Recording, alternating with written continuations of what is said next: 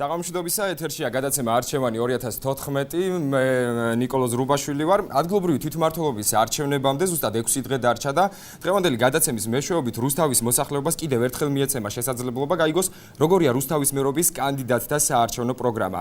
გადაცემა კანდიდატებს შორის დებატების ფორმატით წარიმართება. ქვემო ქართლის ტელეკომპანიასთან თანამშრომლობით არჩევანი 2014 საქართველოს რეგიონულ მაუწყებელთა ასოციაციასთან ერთად, ასევე Headline G-სა და ტელეკომპანია კავკასიასთან პარტნიორობით მზადდება. გადაცემის ვიდეო ჩანაწერის ნახვის შესაძლებლობა მაყურებელს შეუძლია ასევე ვებგვერდზე Headlines G.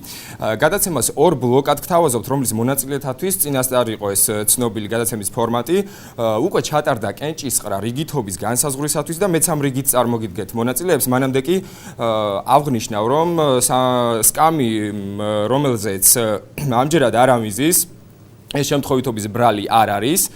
ეს ადგილი კოალიცია ქართული ოცნების რუსთავის მერობის კანდიდატ დავით ჯიქიას ეკუთვნოდა, თუმცა მიუხედავად იმისა, რომ კოალიციის წარმომადგენელი ამდენიმე დღის წინ წილისყრას ესწრებოდა დღეს გვაცნობეს გადაცემის დაწყებამდე ამდენიმე წუთით ადრე, რომ ის დაუგეგმავი შეხვედრის გამო ვერ მოახერხებდა დებატებში მონაწილეობას. რაც შეეხება პირველი ბლოკის სხვა კანდიდატებს, მათი რიგითობა ასეთი არის: მერობის კანდიდატი ლეიბორისტული პარტიიდან ბატონი რევაზ რიჟამაძე, მერობის კანდიდატი ნაციონალური მოძრაობიდან მამუკა ჩიქოვანი, მერობის კანდიდატი პარტია საქართველოს გზა ალექსანდრე კობაიძე, პარტია უფლის სახელით უფალია ჩვენი სიმართლე ბატონი ელგუჯა ქოჩიაშვილი. სტუდიაში ასევე იმყოფებიან არასამთავრობო სექტორის წარმომადგენლები, რიგითი მოქალაქეები, რუსთაველები და სტუდენტები, რომლებიც გადაცემის დასასრულს მერობის კანდიდატებს კითხვებით მიმართავენ. მოკლედ მოგესალმებით, სანამ საუბარს დავიწყებდეთ, მაყურებელს აქვს შესაძლებლობა თითოეული თქვენგანის ბიოგრაფიას გაეცნოს. მოდი ნახოთ და ჩვენ რამდენიმე წუთში დავბრუნდებით და განვაგრძობთ საუბარს. დავით ჯიქია დაიბადა 1991 წლის 7 სექტემბერს ჩხოროწყუში. 1987-1998 წლებში სწავლობდა რუსთავის მეხუთე საჯარო სკოლაში. 2002 წელს დაამთავრა ივანე ჯავახიშვილის სახელობის თბილისის სახელმწიფო უნივერსიტეტის მენეჯმენტისა და მიკროეკონომიკის ფაკულტეტი საერთაშორისო ბიზნესის მართვის სპეციალობით. მინიჭებული აქვს ეკონომიკის ბაკალავრის აკადემიური ხარისხი მენეჯერის კვალიფიკაციით. 2004 წელს დაამთავრა ივანე ჯავახიშვილის სახელობის თბილისის სახელმწიფო უნივერსიტეტის მენეჯმენტისა და მიკროეკონომიკის ფაკულტეტის საერთაშორისო ბიზნესის მართვის ფაკულტეტი. მინიჭებული აქვს ეკონომიკის მაგისტრის აკადემიური ხარისხი. 2006 წელს დაამთავრა საზოგადოებრივ საქმეთა ინსტიტუტის ქალაქის ურბანული დაგეგმვისა და განვითარების ფაკულტეტი. გავლილი აქვს ლონდონის უმაღლესი სახელმწიფო სასწავლებლის აკადემიური ინგლისური ენის სპეციალური და ბრიტანეთის სამეფო კოლეჯის ინგლისური ენის სასწავლო პროგრამები. 2003-2004 წლებში იყო არასამთავრობო ორგანიზაცია საქართველოს დემოკრატიული პრინციპებისა და ადამიანების დაცვის კავშირის ქვემო ქართლის რეგიონული ფილიალის თავმჯდომარე. 2005-2007 წლებში მუშაობდა საქართველოს სახელმწიფო რწმუნებულის აპარატში, ჯერ აგროსამრეწველო კომპლექსების მიწის რესურსებისა და კადასტრის სამსახურის წამყვან სპეციალისტად, საფინანსო სამეურნეო სამსახურის უფროს სპეციალისტად, ასევე სახელმწიფო შესყიდვების კოორდინატორად. 2007-2011 წლებში მუშაობდა საქართველოს თვითმმართველ ერთეულებში ქალაქ რუსთავის, ბოლნისის, გარდაბნის, დმანისის, თეთრიწყაროს, მარნეულისა და წალკის მუნიციპალიტეტებში სახელმწიფო რწმუნებულის გუბერნატორის ადმინისტრაციაში სახელმწიფო ზედამხედველობის სამსახურის მთავარ სპეციალისტად.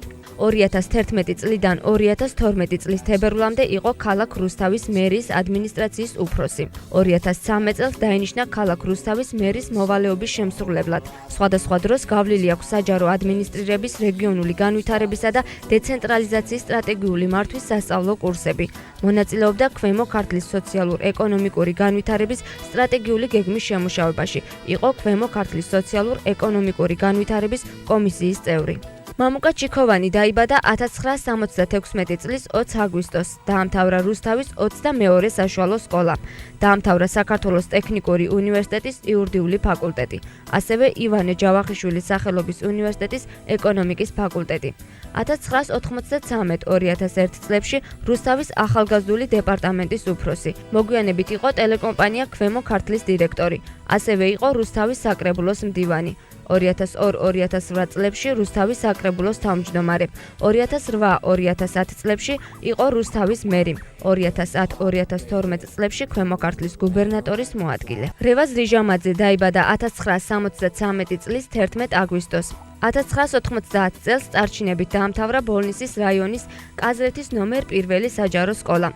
1990-96 წლებში სწავლობდა თბილისის ივანე ჯავახიშვილის სახელობის სახელმწიფო უნივერსიტეტის იურიდიულ ფაკულტეტზე. 2003-2006 წლებში ჩააბარა პროკურატურის მუშაკთა და ადვოკატთა საკვალიფიკაციო გამოცდები. 2005 წელს კი მოსამართლეობის საკვალიფიკაციო გამოცდა.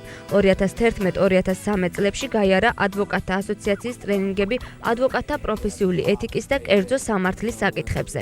1996-98 წლებში საქართველოს შინაგან საქმეთა სამინისტროში საგამოძიებო და დანაყოფი უფროსის გამომძიებელი იყო. 1998 წლიდან დღემდე საერთო სპეციალიზაციის ადვოკატია. 2001 წლიდან დღემდე არასამთავრობო ორგანიზაციის საქართველოს სამართალშემოქმედთა კავშირის დამფუძნებელი და გამგეობის თავმჯდომარე. 2011 წლიდან დღემდე არის შპს საქართველოს საარბიტრაჟო კოლეგიას დამფუძნებელი და დირექტორი. 2000-2001 წლებში იყო თბილისის ივანე ჯავახიშვილის სახელობის სახელმწიფო უნივერსიტეტის ჰუმანიტარულ მეცნიერებათა ფაკულტეტზე მასწავლებელი. 1999-2003 წლებში შპს მცირე აკადემიაში მასწავლებელი, არის სამეცნიერო ნაშრომების ავტორი. ალექსანდრე კობაიძე დაიბადა 1985 წლის 27 სექტემბერს. 2003 წელს დაამთავრა კერძო სკოლა რუსთავში. 2008 წელს დაამთავრა რუსთავის საერო უნივერსიტეტი, ხოლო 2009-2014 წლებში საქართველოს ტექნიკური უნივერსიტეტის საერთაშორისო ურთიერთობების ფაკულტეტის სტუდენტი იყო. 2009-2012 წლებში დამოუკიდებელ სტუდენტთა ასოციაციას ხელმძღვანელობდა. 2012 წლიდან დღემდე ახალგაზრდა უფლება-დამცველთა ასოციაციის თავმჯდომარეა. ელგუჯა ქოჩიაშვილი დაიბადა 1954 წლის 22 აპრილს ქალაქ რუსთავში. 1971 წელს დაამთავრა რუსთავის მე-16 საშუალო სკოლა. პროფესიით არის ინჟინერ-ტექნოლოგი. 7 წლის მანძილზე მუშაობდა რუსთავის ქარხანა ცენტროლიტში საამქროს უფროსის მოადგილედ ელექტრომექანიკურ დარგში. 10 წელი მუშაობდა რუსთავის მეტალურგიულ კომბინატში ფართო მოხმარების საგნების საამქროს მთავარ ინჟინრად. აქედან 2 წელი იყო ამავე საამქროს უფროსი. შპს ილეკროში მუშაობდა დირექტორის მოადგილედ, ამასთანავე კურირებას უწევდა რუსთავის მეტალურგიული კომბინატის მალამზიდავ საამქროს. იყო და დღემდე არის ინდმეწარმე. იყო შპს წინაპარის დირექტორი. ამჟამად არის არასამთავრობო ორგანიზაცია საქართველოს მრავალფეროვანთა კავშირის პრეზიდენტი. არის ძალოსნობაში პირველი თარგოსანი და 8 წელი ვარჯიშობდა კულტურიზმში. ჩვენ ნახეთ სტუდიაში მსხდომი კანდიდატების ბიოგრაფია. ახლა კი პირადად მოვისმინოთ მათგან ის გეგმები, რომელთაც ქალაქის პირად არჩევის შემთხვევაში გვთავაზობენ. ამისათვის თითოეულ პოლიტიკურ სუბიექტს ეძლევათ 3 წუთი. ამ უფლებას პირველი წილისყრის შედეგად ლეიბორისტული პარტიის რუსთავის მერობის კანდიდატი რევაზ რიჟამაძე გამოიყენებს. ბატონო რევაზ, რა არის თქვენი მთავარი პრიორიტეტი, რის გამოც რუსთაველებმა მხარი უნდა დაგიჭირონ? პირველ რიგში მოვესალმები ტელემაყურებელს, მოგესალმებით დამსწრე საზოგადოება. უმთავრესი პრობლემა, რაც მე წინასაარჩევნო კამპანიის მსვლელობის დროს დავინახე, რუსთავში არის დასაქმების პრობლემა. რა თქმა უნდა, ყოფითი პრობლემები მნიშვნელოვანია, საარსებო წყარო არ გააჩნია მოსახლეობას, თუმცა ამის დაძლევა მხოლოდ უმუშევრობის დაძლევით შეიძლება. უმუშევრობის ირგვლივ მე მაქვს თვით დასაქმების ინდივიდუალური პროგრამა, ანუ ერთი პირის საწარმოები შეიქმნება შესაბამისი პროფესიული გილდიების შექმნის წინაპირობით, ანუ ნებისმიერი პროფესიის ადამიანს მოეძებნება ინდივიდუალური საწარმოს დაფუძნების საშუალება. ამაში ეხმარება კაპიტალის სახელმწიფო და ასევე საზოგადოებრივი ფონდი, რუსთავის მეგობრობის ფონდი, რომლის დამფუძნებელიც მე ვიქნები, ანუ მე ვიქნები ინიციატორი ამ საზოგადოებრივი ერთეულის შექმნის და ანუ მოხდება კაპიტალ დაბანდება, კონკრეტულად ფინანსური მხარდაჭერა და გარდა ამისა სახელმწიფოს მხრიდან ადგილი უნდა ჰქონდეს ბიზნეს მენეჯმენტის აწყობის, გამართვის, ასე ვთქვათ, საკონსულტაციო დახმარებასაც. ასევე სამოხმარულო ბაზარზე შეყვანას შედარებით ანტიმონოპოლიურ პირობებში და მონოპოლიური ასე ვთქვათ, წინააღმდეგობების დაძლევაში ასევე სახელმწიფოდან მხარდაჭერა უნდა დაინახოს ამ მეწარმემ. ანუ უნდა მოხდეს ინდივიდუალური საწარმოების შემდგომ გაერთიანება კორპორაციულად, არ უნდა დამყარდეს დამსაქმებისა და დასაქმებულ შორის ურთიერთობა. ეს დაუძლეველი პრობლემაა, იმიტომ რომ ფაქტიურად მოწყვეტილია დასაქმებული ინდივიდუალურ საკუთრებას, სადაც მოქალაქეს საკუთრება არ აქვს, ის მოქალაქე სამოქალაქო შეგნებით ვერ გაამყარებს საკუთარ ცხოვრებას. აკლია, ამიტომ ნებისმიერ მოქალაქეს საკუთრება უნდა გააჩნდეს პირველ რიგში. ეს კონსტიტუციური მონოპოლი. შემდეგ შეიძლება ვისაუბროთ სამართლიანობაზე, შემდეგ შეიძლება ვისაუბროთ არჩევნებზე და ყველა დანარჩენზე. მე ამიტომ ვიღწვი თვითდასაქმების ინდივიდუალური პროგრამით, თუმცა დასაქმება შეიძლება სხვა გზითაც.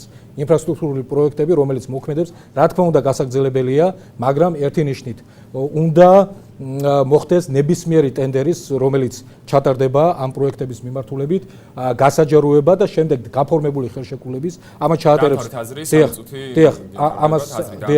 ამას ჩაატარებს ცენტრალური ხელისუფლება და ადგილობრივი თვითმმართველობა, ტენდერის შედეგად გაფორმებული გასაჯაროება უნდა მოხდეს, ინდივიდუალური ადგილობრივი მოსახლეობის ინტერესების გათვალისწინება, მათი დასაქმების, ღირსეული ხელფასის მიცემის თვალსაზრისით და ასე შემდეგ.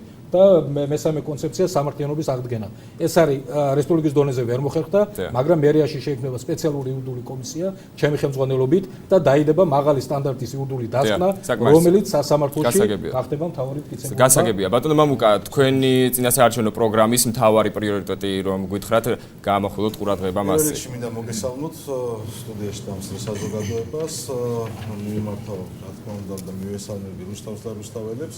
მართლაც პრობლემები ძალიან ბევრია და მისი კლასიფიკაცია ცოტა სირთულესთან არის დაკავშირებული, მაგრამ ცალსახაა სანიშნი, რომ ბოლო პერიოდში განსაკუთრებით დამძიმდა სოციალური ფონი, მნიშვნელოვნად გაუარესდა ეკონომიკური მაჩვენებელი, როგორც ქალაქის ისევე ქვეყნის და ასევე თითოეულ ოჯახზე აისახება, თითოეულ რუსთაველის ოჯახზე აისახება ეს მძიმე ფონი და ერთ-ერთი ყველაზე უმთავრესი პრობლემა ეს არის დასაქმება და უпроსტად უმუშევრობა. სამწუხაროდ რუსთავში ბოლო წელიწადის განმავლობაში ჩვენი აღრიცხვით კიდევ უმუშევართა რიგებს კიდევ 3000 ადამიანი დაემატა და კიდევ უფრო დამძიმდა ამით და თავისთავად ნათელი არის რომ ჩვენი ასე რომ ვთქვათ კონკრეტული გეგმები, კონკრეტული პროექტები, რომელიც პირდაპირ მიმართული იქნება და აუცილებლად განვახორციელებთ, აუცილებლად მოვახერხებთ, რომ ის გაჩერებული პროექტები, რომელიც ამ ხელისუფლებას პირდაპირ ევალებოდა, რომ გაეგრძელებინა და კარგი მაგალითი აიღო და შესაბამისად ვფიქრობთ, რომ ის იყო ყველა ეს პროგრამა იყო ორიენტირებული მომავალზე, რუსთავის განვითარებაზე, სამწუხაროდ დღეს არის გაჩერებული. ჩვენ შევძლებთ, რომ ეს გაჩერებული პროექტები ავამუშავოთ. ჩვენ შევძლებთ, რომ დავასაქმოთ რუსთაველები. ამისათვის გვაქვს კონკრეტული გეგმა, კონკრეტული პროექტები, რომელიც მიმართული იქნება თითოეული ოჯახის, თითოეული რუსთაველის, ასე რომ ვთქვათ, გაძლიერებისაკენ და მე შემიძლია მიმართული იქნება იმისკენ, რომ რუსთავში უფრო მეტი ინვესტიცია შემოვიდეს, ბიზნესი განვითარდეს და შესაბამისად რუსთაველები დასაქმდნენ. ამისათვის ყველაფერი გაკეთდება, ამისათვის გაკეთდება და განხორციელდება ის პროექტები, როგორიც არის და მე რა თქმა უნდა თუ მექნება დღევანდელ გადაცემაში უფრო დეტალურად შემიძლია ახსნა. ერთი იქნება ეს არის კარგი ევროპული გამოცდილების მქონე, რომლის გადმოტანასაც თავის დროზეც ვფიქრობდით, მაგრამ სამწუხაროდ ახლანდელი ხელისუფლების მხრიდან ხელშეწყობა არ მოხერხდა და არ გაგრძელდა ეს პროექტი. პოლონელებთან ურთიერთობით ჩვენ ვფიქრობთ, რომ ბიზნეს ინკუბატორი უნდა შეექმნილიყო რუსთავში, სადაც პრაქტიკულად ყველა ადამიანს, იმ ახალგაზრდას, საშუალო ასაკის ადამიანს შეძლებოდა თავისი იდეა გადაეტანა და ამისათვის ყველანაირი ხელშეწყობა ყოფილიყო ადგილობრივი თვითმმართველობიდან, მერიიდან.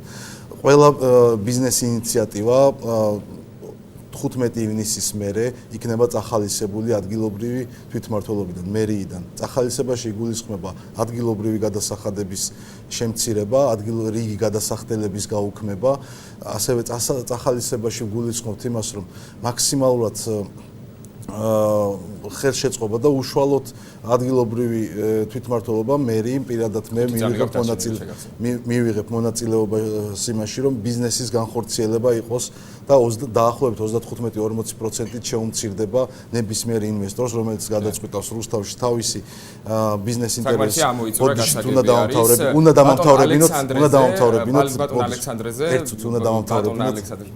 დამამთავრებინოთ აზრი ძალიან გრცხვით რა. ბიზნეს ინვესტირების შემთხვევაში პრაქტიკულად ყველა კომუნიკაციის საშუალების გამართვას, მშენებლობას, ადგილობრივი თვითმმართველობა აიღებს და ეს შეუწყობს ხელს მნიშვნელოვანი ინვესტიციების მოზიდვას და წლის ბოლომდე ბოდიშით დავით მაპატიეთ 2000 სამუშაო ადგილი შეიქმნა 2000 სამუშაო ადგილი შექმნა თავისი წინასაარჩევნო პროგრამაში გათვალისწინებული ყველაზე პრიორიტეტული საკითხი. არა, ერთ კანდიდატს რომ მიეცით, შესაბამისად უნდა მომცეთ მეტ საშუალება. ზუსტად ანალოგიურად რომ მივეცი. წილიწლის შედეგად თქვენ ხართ შემდეგი, რა არის თქვენი წინასაარჩევნო პროგრამის მთავარი პრიორიტეტი, რომ გითხრათ? მოგესალმები დამსწრე საზოგადოებას. რა თქმა უნდა, პირველ რიგში ჩვენს ქალაქში არის პრობლემა, რომ რუსთაველები არ არიან დაფასებულნი ჩვენს ქალაქში, გულისხმობ იმას, რომ ჩვენ რუსთაველები ვართ დასაქმებულნი 200-300 ლარიან ხელფასებზე, ისაც არა ვართ და ხშირ შემთხვევაში სხვადასხვა ქვეყნებიდან ჩამოსულ ადამიანებს აქვთ 10,000, 18,000 და უფრო მეტი დიდი ხელფასი. ეს არის უდიდესი პრობლემა. მე მიმაჩნია, რომ პირველ რიგში უნდა გადაიჭრეს ეს სამართლებრივი რეგულაციები უნდა ამოქმედეს და იმ კომპანიებს, რომლებიც აქ მოღვაწეობენ, უნდა დაუწესდეს, რომ კეთილინებონ მათ და რაც თავარია, რუსთაველების ინტერესები გატარდეს. სამწუხარო ფაქტი ეს არის, მაგრამ ეს უკვე წლების განმავლობაშია გრძელდება, რომ რუსთაველებზე არავინ აღარ ფიქრობს. ჯერ კიდევ, როდესაც პრივატიზირება დაიწყო, ანუ უცხოელებზე გადაცემა დაიწყო ჩვენი რუსთავის სხვადასხვა ქარხნების თუ ზოგადად ტერიტორიების, აქ არ იყო ჩადებული ის, რომ რუსთაველები უნდა ყოფილიყო დასაქმებულნი. ეს იყო ძალიან მანკიერი თვისება, რაც დაიწყო ნაციონალურ მოძრაობამ და რაც სამწუხარო დღესაც გრძელდება ანალოგიურად. ეს არის მანკიერი თვისება და მე ვპირდები ჩემს მოსახლეობას, რომ ჩემი მოსვლის შემთხვევაში დაუყოვნებლივ მოხდება თითოეული თქვენთაგანის ღირსების აღდგენა. ანუ რას გულისხმობ? გულისხმობ იმას, რომ ინდივიდუალურად უნდა მოხდეს იმ პრობლემების გადაჭრა, რომელიც არის დაგროვებული ჩვენს ქალაქში. ეს ნიშნავს იმას, რომ თითოეულ ადამიანს აქვს განსხვავებული პრობლემა. მართალია შეიძლება მაგალითად არის ადამიანთა კატეგორია, რომელიც დასაქმების პრობლემა, ერთ-ერთი უმნიშვნელოვანესი საკითხი, რომელიც მიხვდება ჩემს მოსახლეობას, რომ ხვდები, ეს საკითხია, რა თქმა უნდა, თუმცა იქაც არის განსხვავებები თუ როგორ უნდა დავასაქმოთ. ამიტომ მე ვთავაზობ ჩემს ამორჩეველს, რომ ინდივიდუალურად ვიმუშაოთ და ინდივიდუალურად მოვახერხოთ, რომ ეს ადამიანები იქნან დასაქმებულნი. ძალიან მძიმე სოციალური კატასტროფის წინაშე დგას ჩვენი ქალაქი. რას გულისხმობ? გულისხმობ იმას, რომ ოფიციალური სტატისტიკის მიხედვით 30% არის ჩვენს ქალაქში სოციალურად დაუცველი. ეს ნიშნავს, ანუ სოციალურად შეჭრებული. ეს ნიშნავს იმას, რომ ჩვენ გვაქვს ძალიან მძიმე სოციალური ფონი. თუ ეს სოციალური ფონი არ გაუმჯობესდება, უფრო და უფრო უკან წავალთ. ანუ ეს ნიშნავს იმას, რომ თუ ისევ ცენტრი აიღე გადაწყვეტს, რომ ცენტრის დასმული ხელისუფალი ყავდეს ჩვენს ქალაქს, ჩვენ ვერ განვითარდებით, იმიტომ რომ წლების განმავლობაში ამ ქალაქს ყავდა ცენტრიდან დასმული ხელისუფალი და მხოლოდ თბილისი მართავდა ჩვენს ქალაქს და არავინ არ ფიქრობდა რეალურად რუსთავის განვითარებაზე. მხოლოდ წინა საარჩევნოდ იგებოდა გზები, შეიძლება რაღაც სახურავი კეთდებოდა და ეს იყო მათთვის ყველაფერი. და ესენი ეძახდნენ, რომ საქმე კეთდებოდა. ეს ტენდენცია ეხაც გრძელდება სამწუხაროდ. ამიტომ მე ვპირდები მოსახლეობას, რომ დაგანახებთ, როგორ უნდა რეალურად საქმის კეთება. ჩემი პირველივე მოსვლის დღიდან დავიწყებ იმას, რომ ერთხელ და სამუდამოდ ეს საშუალო ბიურო, რაც არის მერიაში დაწესებული, ეს უნდა გაუქმდეს და რაც თავარია ინდივიდუალურად უნდა მოხდეს ადამიანების პრობლემა. საკუთარ უნდა მოხდეს ის, რომ თვალებში უნდა ჩავხედოთ ჩემს მოსახლეობას და მათ ერთად უნდა გადაჭრას ეს პრობლემები, თორემ მე ვერ გავიგებ თუ მოწყდი რეალობას, მე ვერ გავიგებ იმას, რომ რას ფიქრობ ჩემი რუსთაველი და რა პრობლემებია და მე ესე არ მოიქცევ, იმიტომ არ მოიქცევ, რომ არავითარ შემთხვევაში არ დავუშვებ, რომ ტყუილები გავაგზავნოთ. მადლობა. ბატონო გუჯა, თქვენ შემთხვევაში რაზე გაამახვილებდით ყურადღებას თქვენი წინასაარჩევნო კამპანიის პერიოდიდან? პირველ რიგში მივესალმები რუსთაველებს, დამსწრე საზოგადოებას. ჩემი პირველი პრეროგატივა იქნება პირველ რიგში ყველა ბინები, რომელიც არის იპოთეკით დატვირთული, რომ ის ხალხი გადარჩენ ბინის გაყიდვას და დაკარგვას. როგორ და რანაირად ალბათ შემდეგ ექნება მაგაზე საშუალება და საუბარი. თუ ჩვენ შევხვდივართ რუსთაველებზე გული და გვინდა რომ რუსთავში შევინარჩუნოთ ეს ხალხი, წარმოიდგინეთ ჩვენ ვკარგავთ ბინასაც, სახლდებიან სხვა ეროვნება ან სხვა კუთხის ხალხი და ვკარგავთ იმ ხალხსაც. მე არ მინახია პიროვნება დაეკარგოს ბინა და ის ან ნორმალური დარჩენილი იყოს, სტრესს ღებულოს ნერვს იმისთანაც რომ ის ამ ქვეყანაზე ან არის ან არ არის. აქედან გამომდინარე ეს ჩემი პირველი პრობლემა იქნება და მოსვლის დღიდან ყველაფერს გავაკეთებ რომ არც ერთი ბინა არ გაიყიდოს იპოთეკით დატვირთული. მეორე ეს არის უმუშევრობის პრობლემა როგორც რუსთავში ასევე მთელ საქართველოში და ალბათ საქართველოს ფარგლებს გარეთაც პირველ რიგში ჩემი იქიდან გამომდინარე მე 10 წელი ვიმუშავე მეტალურ კომბინატში, ერთ სამკროს უფროსი ვიყავი, მე მეორე სამკროს უფროსი ვიყავი, მაგ გამოცდილება და ვიცი რა შეიძლება იგაკეთდეს. დღესდღეობით მეტალურგია მუშაობს 10%-ით. რო დავეხმაროთ აი ხელმძღვანელ მესაკუთრებია თუ ხელმძღვანელი ვინც არის მნიშვნელობა არ აქვს, 30%-ს რომ მოიმატოს წარმოება, ჩაეთვალეთ რომ რუსთავში უმუშევრობა შემცირდება. არა და ეს ძალიან რეალურია და სავსებით მისაღები არის. ყველა ასპექტში ეს შესაძლებელია. ძირითადად მე ჩემი პრინციპი რაც არის, რაზეც მე გადავწყვეტი აქ, ეს უფრო სწორედ არასამთავრობო ხელმძღვანელი ვარ, ეს 3 თვის წინ მქონდა მე ეს გადაწყვეტილი უფრო ადრე კიდე. რუსთავის შემოსაცვლელში გვინდა ავაშენო მე და ჩემი მეგობარს, რომელიც არის აზერბაიჯანის ერთ-ერთი ძლიერი უნივერსიტეტის მესაკუთრე სტუდქალაქი, დაახლოებით 10,000 სტუდენტზე. ეს წლიური შემოსავალი იძლევა სადაც 42 მილიონ დოლარამდე. ეს საკმაოდ სერიოზული შემოსავალია როგორც ქალაქისთვის, ისე ალბათ მთლიანი ქვეყნისთვისაც. თითქმის თეორიულად ყველაფერი შეთანხმებული არ არის გამორთული არჩევნების შემდეგ, არ ვიცი როგორ დამთავრდება, გადაწყვეტილი მაქვს რომ გავაფორმოთ ოფიციალურად ხელშეკრულება და დავიწყოთ შეუდგეთ საქმიანობა. ერთი წუთი გაქვთ არჩევნები ბატონო. კი ბატონო. ამ ინსტიტუტის ჩართვის ამუშავების შემთხვევაში შეიძლება იყოს დასაქმებაც რა თქმა უნდა გაიზრდება ხალხს და საზოგადოების, აიწევს განათლების სფერო მთლიანად ჩვენ ქალაქში და შეიძლება განათლების სისტემაზე გადავიდეს საერთოდ ეს პატარა ჩვენი ქალაქი და მსოფლიოში იყოს ერთ-ერთი აღიარებული ქალაქი. მეგობარი მყავს, რომელიც არის კემბრიჯის უნივერსიტეტთან დაკავშირებული უშუალოდ პირადად და იმის დახმარებით შემპირდა, რომ ლექტორებს, რომლებიც მაღალი დონის იქნებიან, მოგომარაგებენ იქიდან. რა თქმა უნდა, მაღალანაზღაურებადი იქნება ეს, მაგრამ სამგვაროდ გვეღირება. პირველ რიგში, როცა ამუშავდება ეს თუ არა, მუშათა კლასის შვილებს, სოციალურ დაუცველებს და ტოლილთა შვილებს ვასწავლი უფასოდ. ეს მე არა როგორც მერი, არა როგორც არასამთავრობო იქიდან ვაკეთებ ამას და მე იქ ალბათ რაღაც ჩემი წილი მექნება. როგორც ეს გავა მთლიან სიმძლავრეებზე, მე მთლიანად რუსთავის ახალგაზრდობა მინდა რომ საერთოდ უფასოდ ვასწავლო. სერიოზული გეგმები მაქვს და სერიოზულად ვფიქრობ ჩვენ ქალაქზე და არა მარტო ჩვენ ქალაქზე. ვარ საქართველოს მრავალი ეროვნული კავშირის პრეზიდენტი დღესდღეობით. ამოიწურა თქვენი დრო, დაასრულეთ თუ გნებავთ აზრი და შემდეგ გადავალთ შემდეგ საკითხზე. მე მიუხედავად იმისა, რომ ახლა ტარდება არჩევნები და მე უნდა იყო ქალაქში ჩამბული მთლიანად საარჩევნო კამპანიაში, 3 დღე დავკარგე, იმიტომ რომ თბილისში ტარდება საქართველოს პირველობა ფრენბურთში, კალათბურთში, სკოლებში შორის და დღეს იყო ფეხბურთში. გასაგებია, კარგი. როგორც ზემოთ აღვნიშნე, გადაცემის ფორმატი დებატებს ითვალისწინებს, ამიტომ თქვენ გაქვთ საშუალება ერთმანეთს უპასუხოთ და ასევე კითხვები დაუსვათ, რომლისთვისაც 2-2 წუთი მოგეცემათ. შემდეგი თემა კი ასეთი არჩევნების მოახლოებასთან ერთად მოგეხსენებათ პოლიტიკური გარემო რუსთავში დასკვნით ფაზაში შევიდა. როგორ შეაფასებთ სიტუაციას, რომელიც შექმნილია ქალაქში, გეძლევათ თუ არა საშუალება აწარმოოთ საარჩევნო კამპანია თავისუფალ გარემოში? ამჯერად ბატონი ალექსანდრე დაიწყებს, გისმენთ ბატონო ალექსანდრე. მე ვფიქრობ, რომ პრობლემები ისევ რჩება, გულისხმობ, რომ წინაღობები ისევ გვაქვს. თუმცა ზოგადად თუ გავითვალისწინებთ, რომ რაც იყო ნაციონალური მოძრაობის დროს და დღეს შევადარებთ, რა თქმა უნდა, რაღაცა ტენდენცია არის იმისკენ, რომ რაღაცა გამოსწორებულია. თუმცა, მაგრამ ეს არ ნიშნავს იმას, რომ პრობლემები, მაგალითად, მე პირადად საპატრულო პოლიციამ, აი ესე, როდესაც მოსახლეობასთან უნდა შეხვედრილიყავი, დამაჯარიმა ძალიან აი ესე აბსურდულ მდგომარეობაში. მე ასევე ვიცი, რომ ასევე ჩემს ადამიანებს, რომლებიც ასევე არჩევნებში იღებენ მონაწილეობას ჩემს კონკურენტებს, მათაც აქვთ გარკვეული პრობლემები. მაგრამ მე ერთ რამეს ვხედავ, რომ მოსახლეობა არის თავისუფალი. ეს მე მიხარია, ეს ვფიქრობ, რომ ჩვენ ხალხმა მოვიპოვეთ, მაგრამ არავითარ შემთხვევაში ამაზე არ უნდა დავკმაყოფილდეთ. მეტი და მეტი უნდა გავაკეთოთ იმისთვის, რომ საარჩევნო გარემო ერთხელ და სამუდამოდ იყოს თავისუფალი.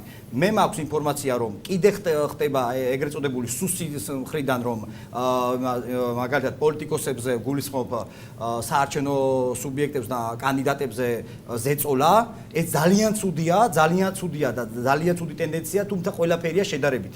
მე ამას რა თქმა უნდა ყოველთვის კაცად გავაკრიტიკებ, სადაც არ უნდა მოხდეს და ვინც არ უნდა იყოს ჩემი ოპონენტი თუ სხვისი რა მნიშვნელობა აქვს. ყოველ შემთხვევაში მე მიმაჩნია, რომ ესეთი ქმედებები არის დღესაც, თუმცა ყველაფერი შედარებითია და ისეთი ყოველ შემთხვევაში მე ხალხის თვალებში ხედა უფრო თავისუფლებად, უფრო რაღაც საუბრობენ, უფრო თამამად საუბრობენ, ეს მე მახარებს, ძალიან მესალმებელია. მე ხედავდი ადამიანებს, როდესაც იყო ის დრო, როდესაც ესე რეჟიმის დროს მხოლოდ და მხოლოდ ჩურჩულებდნენ. საკუთარ კუხნაშიც კი თავის ას ბოლომდე ვერ ამთავრებდნენ, რომ წინარ დახვედროდათ ეს სიტუაცია. მათი ნათქვამი. დღეს აღარ არის ეს სიტუაცია, თუმცა ვიმეორებ, საარჩევნო გარემო ისევ გასაუმჯობესებელია, არ უნდა გავჩერდეთ ამაზე და ისევ უნდა ვიბრძოლოთ იმისთვის, თვითონაც ჩვენგან ალბათ, რომ უკეთესი იყოს ყველაფერი და იმედია, რომ ყველაფერი ბატონო ალექსანდრე, ბატონო მამუკა, თქვენთან გადმოვალ შეკითხვით, იგივე პოლიტიკური გარემოების შეფასებით, როგორი ვითარებაა დღეს რუსთავში? ბატონი ალექსანდრეს შეფასებას ვერანაირად ვერ დავეთანხმები. ეთქობა აბსოლუტურად მოწყვეტილი არის დღევანდელ არსებულ რეალობას, მაგრამ ჩვენ თავზე ვიწვნიეთ ის რომ და პირადად მე ჩემი შეხვედრების ჩაშლის მცდელობები, ჩემი ბრიფინგების ჩაშლის მცდელობები, თუნდაც არა მარტო რუსთავს შევეხები, მარნეულის კანდიდატზე ამ წუთშიც მიმდინარეობს სასამართლოს ხდომა, ჩვენი მარნეულის კანდიდატი საქალაქო სასამართლოში მიმდინარეობს, ჩვენი მხრიდან გასაჩივრებული, რომელიც მოხსნეს კანდიდატურ საოლქოს გადაწყვეტილებით, CS-კომაც შესაბამისად არ გაითვალისწინა, თუმცა მსგავსი, ასე რომ ვთქვათ, ფაქტების გაუთვალისწინებლობის გამო ჩვენ გვყავს უпроსტად დღეს არ გვყავს აქ სტუდიაში ის კანდიდატი, რომელსაც ანალოგიურად ედავებოდა თუ არ ვცდები ერთ-ერთი პოლიტიკური სუბიექტი. ძალიან გთხოვთ, მე შემოწყვეტილი ძალიან გთხოვთ, მე რაზეც ვისაუბრებ, ფაქტს აღვნიშნავ. გადაცემის ფორმატიდან გამომდინარე თქვენ. ფაქტს აღვნიშნავ, რომ დღეს არ გვესწრება ის სუბიექტი, რომელიც ანალოგიურ სიტუაციაში თუ ეს შესაბამისად საოლქო საარჩევნო კომისიას, ცენტრალურ საარჩევნო კომისიას მისაღები იქონდა და გასათვალისწინებელი იქონდა, უნდა განხორციელებულიყო მსგავსი, ასე რომ ვთქვათ, პროცედურა უნდა შეხებოდა აუცილებლად იმ კანდიდატს, რომელსაც წარმოადგენს ქართული ოცნება თუ კონკრეტული ჯგუფი ქართული ოცნებიდან. როგორც აღვნიშნე, ერთი ფაქტი არის ჩვენ კანდიდატებზე ზეწოლა, არის ჩვენ კომისიის წევრებზე, დამკვირვებლებზე ზეწოლა და დაშინების ფაქტები. ის ფაქტი, რომ რაღაცა ჩურჩულებდნენ და ეხლა რაღაცა თავისუფლად. უფრო მეტ ადამიანს უსმენენ, უფრო მომძლავრებული არის მსგავსი რამ და შესაბამისად ერთი რამე არის. ამაზე როგორც უფლებადამცველებმა ყველამ უნდა ამოვიღოთ ხვალ და ყველას გვეხება ის რომ ისევ ყველას გვისმენა, ყველას გვეხება ის რომ აღარ შეიძლება საქართველოში განმეორდეს, რა თქმა უნდა იყო შეცდომები, რა თქმა უნდა იმის გათვალისწინება უნდა მოხდეს და შესაბამისად ამ ხელისუფლებას ერთი ვალდებულება ქონდა რომ ის შეცდომები არ გაემეორებინა, მაგრამ დღეს უფრო ფართოვდება ეს შეცდომები და უფრო მეტ შეცდომებს ხედავდა. ეს ამას აუცილებლად პასუხი გაეცემათ 15 ივნისს. დიდი მადლობა. ბატონო რევაზ, თქვენ თუ შეგექმნათ რაიმე სახის ხარვეზიგივე პრობლემა, რამდენად თავისუფალია გარემო? პრობლემა შეხვედრებთან დაკავშირებით რა თქმა უნდა არის, ანუ მოსახლეობა თავისუფლად ვერ გაბუდის, მხარდაჭერას ვერ მცხადებს, მაგალითად მე მქონდა მეტალურგებში შეხვედრა, ერთი მეტალურგიც ვერ გამოვიდა გარეთ. თუმცა ვიცი რომ მხარდაჭერები მრავლად არის. საარჩევნო კამპანია უკვე გაყალბებულია. კონკრეტულად მე წინა დებატების დროს 4 ივნისს ბატონ წამყვანს განუცხადა ის რომ მზადდება დიდი გაყალბება კონკრეტულად მიწერების ფორმით. რა საკითხსაც ბატონმა ჯიქიამ მხარდაჭერა გამოთქვა რომ კი ბატონო თუ ესეთი ფაქტებს გამოავლენთ მე პირადად ჩამთეთ და ერთად ვიბრძოლოთ. აი მიმართავ ახლა ბატონ ჯიქიას. მე გამოვავლინე ეს ფაქტი, უკვე 4 ფაქტი, კონკრეტულად რუსთავის მერვე მიკრორაიონში კორპუსი 7 ბინა 76-ში მოქალაქე დრიაევა ეთერის მისამართზე მიაწერეს უცხო ესე იგი სხვა ქალაქში მცხოვრები ოქრუაშვილი მაია, ოქრუაშვილი ელისო, ოქრუაშვილი ლევან, ოქრუაშვილი ფრიდონ. ეს ხალხი მაგ ბინაში არ ცხოვრობენ, მიაწერეს წინა საარჩევნოდ. ამას გარდა მაქვს დაზუსტებული ინფორმაცია, მიწერები ხდება პოლიციის თანამშრომლებზე. ანუ სანდოობის თვალსაზრისით, იმიტომ რომ ამ დრეევამ დაწერა საჩივარი, მივიდა სამოქალაქო რეესტრის ხელმძღვანელთან, ვინმე კამკამიძესთან, ატყდა იქ დებოში, ჭუბი, საჩივარი შეიტანა და ყველა ეს მოქალაქე მეორე დღესვე ამოწერეს ამ დრეევას ბინადან. აქედან გამომდინარე, აი ეს მეორე მიმართულება პოლიციის თანამშრომლის ბინებში ჩაწერეს უკვე ეს კონკრეტული დაუმისამართებელი მოქალაქეები და ესეთი ყავთ 100 ადამიანი მობილიზებული. 84 საარჩევნო უბანზე 8000 ხმა უკვე აქვს. ანუ 60%-იანი გარანტირებული ხმით ჯიქია ფიქრობს გასვლას. ამიტომ ხვალდილით მე ეს ინფორმაციები მექნება მომრავლებული კონკრეტული მტკიცებულებებით, დოკუმენტებით გამრავლებული და მიმართავ ბატონ ჯიქიას ხვალვე ჟურნალისტების ესე იგი მხარდაჭერით და თანდასწრებით დაესწროს ამ დოკუმენტების განხილვას შტაბში, რომელიც შტაბიც ერთწამით რა საინტერესო თემაა, რომელიც შტაბიც იქმნება ხვალდილით ყველა მერობის კანდიდატის მონაწილეობით ბატონ მამუკამს ასევე ვთხოვ ჩაერთოს ამ მუშაობაში. შეთანხმებული ვართ, რომ ყველა ამ საკითხზე შევქმნათ შტაბი და ოპერატიული რეაგირება გავაკეთოთ. ეს ასე არ დამთავრდება, 8000 ხმა გაყალბებული უკვე ჯიბეში უდევს ჯიქიას და პლუს 60%-ზე აკეთებს აქცენტირებას. ეს არ უნდა გამოვიდეს. გასაგებია, მადლობა. არა, ფიქრობს, რომ გდეს. ფიქრობს. თქვენ შეგიძლიათ გამოიყენოთ ის 2 წუთი, რომელზეც თავში საუბრობდი, საპასუხოდ, ოღონდ ჯერ ბატონ ელგუჯას უნდა მოусმინოთ. თქვენთვის როგორი გარემოა ბატონო? მოგახსენებთ ახლა პირველ რიგში პირველად ვიღებ მონაწილეობას არასდროს არც ერთ პარტიაში არ ყოფილი ვარ და ეხლაც არ ვითვლები პარტიულად და პირველად ვიღებ მონაწილეობას არჩევნებში. მე ერთი შეკითხვა მაქვს, არც პირადად მამუკასთან, არც ჯიქიასთან, აი როგორ შეაშინეს ეს ხალხი, რომ გამოსვლა არ უნდათ. არავისთან დასაუბრება არ უნდათ. რო შევდივარ კონტაქტში, მე აღარ მშვიდობია. მე ხვდებია, რომ ალალი კაცი ვარ და პატრიოტანი კაცი ვარ. ერთ შეხვედრაზე მე 18-ში ვიყავი და ერთი პატარა ბავშვი მისო შეკითხვას 18 წლის ბავშვი არის. ნუ საუბრის შემდეგ რო დავამთავრებ. თუ შეიძლება ერთი კვირთხარ ბძანა მეთქვი. აი ჩვენო სტუდენტები ვართ და ძალიან გვიჭირს თბილისის მგზავრობა ფასის გადახდაო და ლარდა 30 აი თქვენ რომ მოხვალთ თუ რამეს გიშველთ მე ვთხარი არ ვიცი წინასწარ ვერ შეკვირდებით მაგრამ თუ რამე საშუალება მექნება აუცილებლად დაგეხმარებით მეთქვი.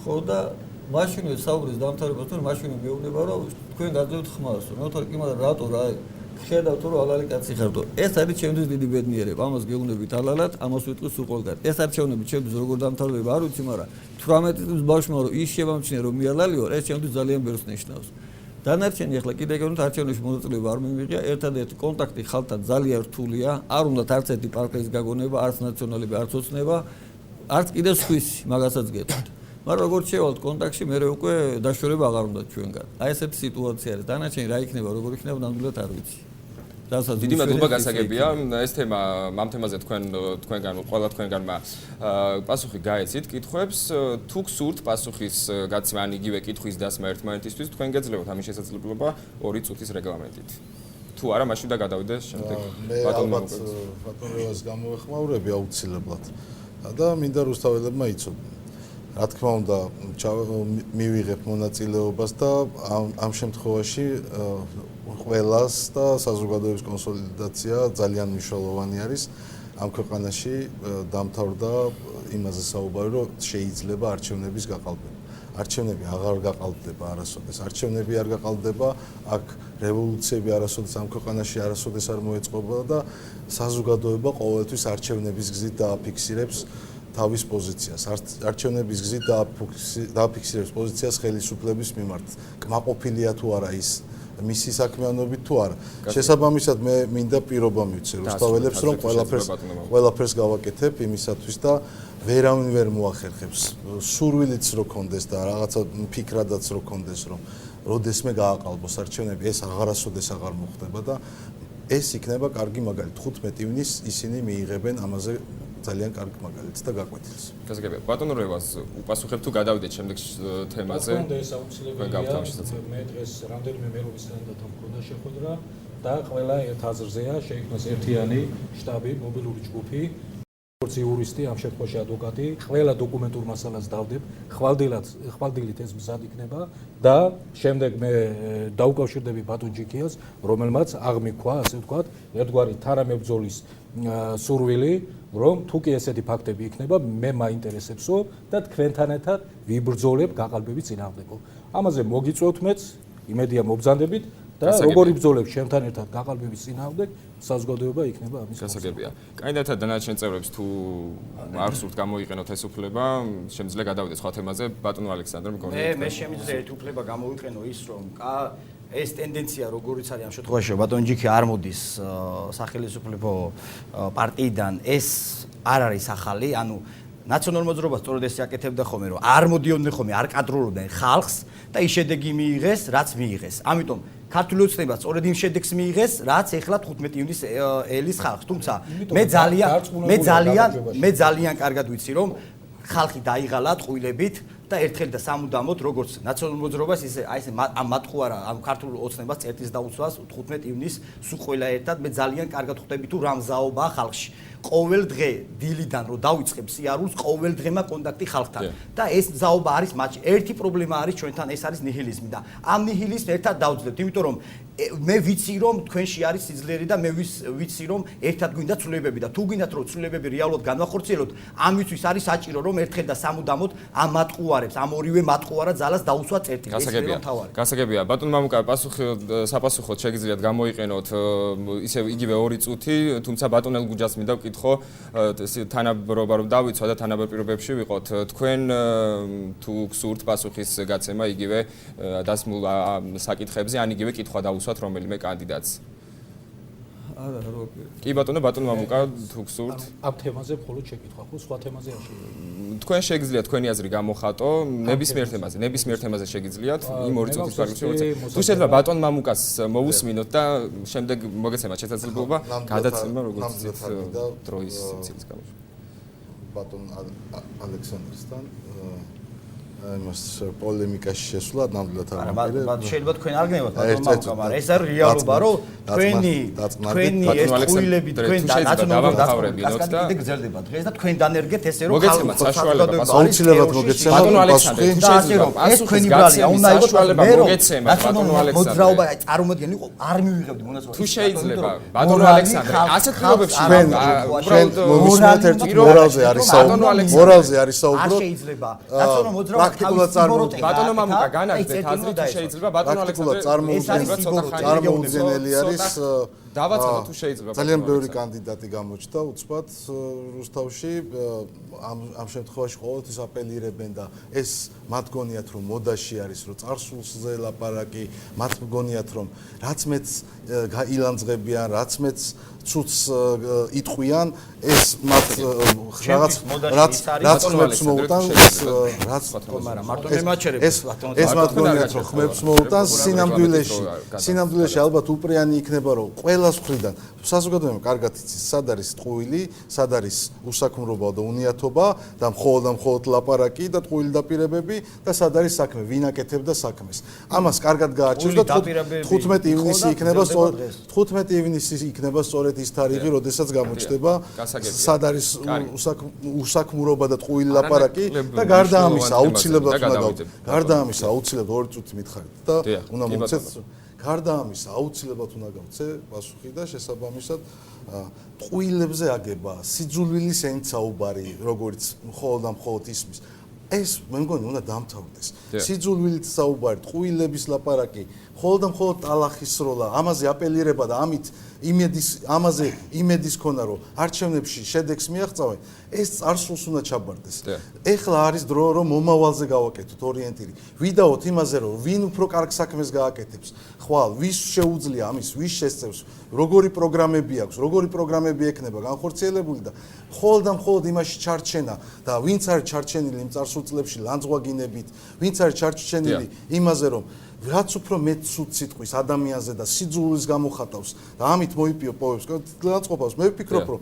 ეხლა არის ზუსტად დრო რომ მათი დრო სრულდება და დასრულდება აუცილებლად. გასაგებია. ბატონო ალექსანდრე ძალიან დიდი ბოდიში თუ იმიტომ რომ ყველამ გაეცით ერთმანეთს პასუხი სამწუხაროდ ვერ გაგრძელებთ გადაცემის ფორმატიდან გამომდინარე, რადგან ყველას მოგეცათ საშუალება 2 წუთში გეთქვათ ჩათაულიყავთ, გეთქვათ თქვენი აზრი, პასუხებიც გაეცით ერთმანეთს თანაბარ პირობებში იყავთ. ბატონი ელგუჯა იყო უშუალოდ კონცერტში, ამიტომ თუ შეიძლება ეხლა არ ვაპირებ რაღაცის მტკიცებას და ვიღაცასთან ჭიდაობას თუ გავხდები ქალაქის მერი ნომერ პირველი პრობლემაა დასაქმების პრობლემა ყველამ ჩათვალოს რომ ესენი მერები იქნებიან ყველა შევასრულებთ თავიანთ პრობლემას ვინც დამედგება გვერდში რომ აი რასაც ქვია უმუშევრობის დაძლევა ხო მე ხომ მაგ ჩემი გეგმა დაუშვათ მეტალ კომბინატიდან დავიძრას ეს საქმე ყველა ჩათვალო თავის საქმის მერი იქნება აი იმ სფეროში რომ ხალხი დაასაქმოს ყველას დაუდგები გვერდში ყველა დამიდგენ გვერდში და აი ეს ძირითადი პრობლემა მოხდებით რომ თქვენ ბიზნეს პროექტს აუცილებლად მხარს დაუჭერდა და გადაგახსენებთ. ძალიან კარგი, არანაკლებ მნიშვნელოვან თემაზე უნდა გადავიდეთ. ჩვენ ეს არის სოციალური პირობების გაუმჯობესება,